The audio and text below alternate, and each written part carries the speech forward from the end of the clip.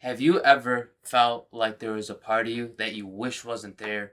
That if you were different in this aspect or you didn't have this problem, then your life would be so much better, your relationships would be so much better, etc.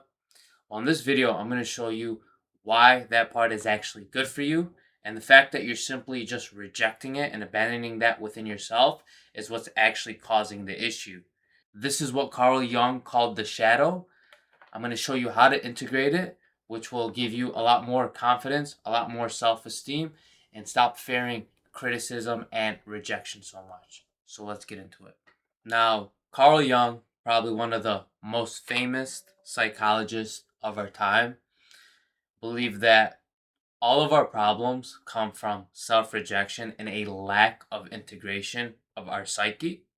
And once we become fully integrated, or at least the biggest and most important parts, then we can actually become happy, integrated, confident, and not have all these psychological issues that you see in a lot of people. There's a lot of different avenues we can take for this, but in this particular video, we are going to talk about the self rejection and self abandonment, where it comes from, how it's actually linked to childhood, and what you can actually do to overcome it. So, when it comes to not accepting ourselves fully, we need to look at where that actually came from. So, a lot of this manifests in certain behavior traits. So, what I commonly see a lot is people reject their anger and aggression.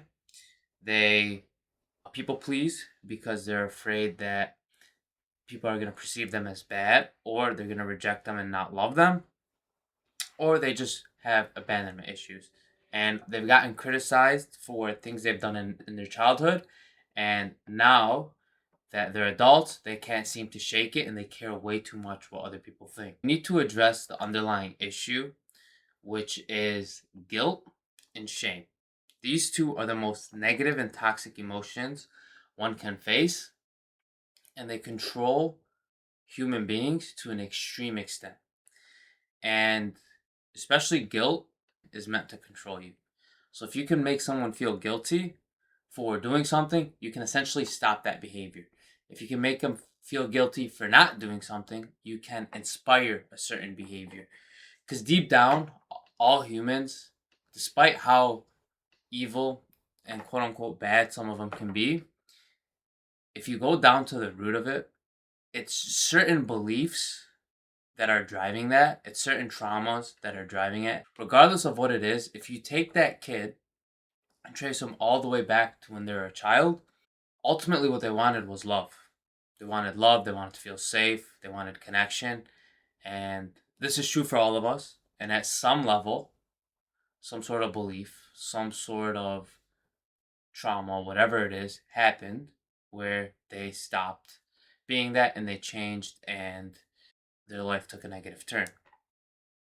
So, a lot of us, although we had well meaning parents, they may have criticized us. They wanted to be a certain way, whether that's, they wanted to control you or they simply just wanted you to be good. Now, a lot of us were conditioned by society that this way is good and this way is bad. So, what we do is the certain part of us that are human, our instincts, our desires, that are shamed and guilt tripped in as humans, these are repressed in our psyche, and there's unconscious conflicts that whenever they arise, we feel like something's wrong with us, we're bad, and we actually start to hate that part of ourselves because we feel like something's wrong with us. Other people don't experience this. Why am I experiencing this? I wish this was gone. And then this creates inner conflict, and yeah, you just have a really bad time. You start to self sabotage and things of that nature. And then you have the aspect that society thinks we're good, and you try and amplify that, and you reject this side. And because you're not all this all the time, because you can't, because you're human, you start to shame yourself and guilt yourself even more. So then, what is the solution? It's one, a shift in identity, and two, integrating the parts of yourself that are human. We all have fucked up thoughts. We all have fucked up behaviors. We all do dumb shit. We all have a part of us that is very aggressive. We have a part of us that is selfish. We have a part of us that has certain desires, that is shamed, in society. And we take these parts of ourselves and then we stuff it down. So it's important to understand human psychology and actually read about what makes up the human mind, what drives us from an evolutionary perspective, and to look at just history in general so we can understand our behaviors and so we can dissolve the shame and guilt for being us and being human. So, what are some of the beliefs that drive this? Something's wrong. Nothing's wrong with you. You just have a misunderstanding. And also, maybe your genetics are a little bit different. I know for me personally, I have a little bit of a more aggressive behavior and attitude toward the world. Some people are more chill, laid back, and they're cool, and that's fine. I used to shame myself a ton for being this like really aggressive go-getter that just wanted to get things done. And I always used to think like, man, I wish I was more calm like this person and like more giddy and happy like this person, but that's just not the case. I like to get things done, and maybe it's genetics, maybe I have more testosterone. But once I started to understand these things and I integrated it, the shame went away, right? The same thing with my aggression and my anger. It's like these things are normal. And whenever I started to try and stuff down my anger, it caused a lot of shame. I felt a lot of guilt for it. So then I would go into this shame spiral, and then I would start to do dumb things. I'd start to self sabotage to reconfirm the fact that something's wrong with me. And then I would, get off track or whatever it is. So then there's these things that we need to discover with ourselves, integrate it, so then they're no longer controlling us. And you're not going to be the same as everybody else. You're unique and you're special in your own way, and you have good things about you and things that you're not so good at. And to maximize what you're good at and to put your energy there doesn't mean, you let go of the bad stuff or the things that you're not so good at. You can optimize those, but focus on the things you're good at and be you.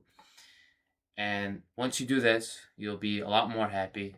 You'll stop shaming and guilting yourself. You'll stop doing these things that you do to cope with this shame and guilt, which causes you to self sabotage, which causes you to not go through on whatever you say you're going to do just so you can reconfirm the fact that something is wrong with you.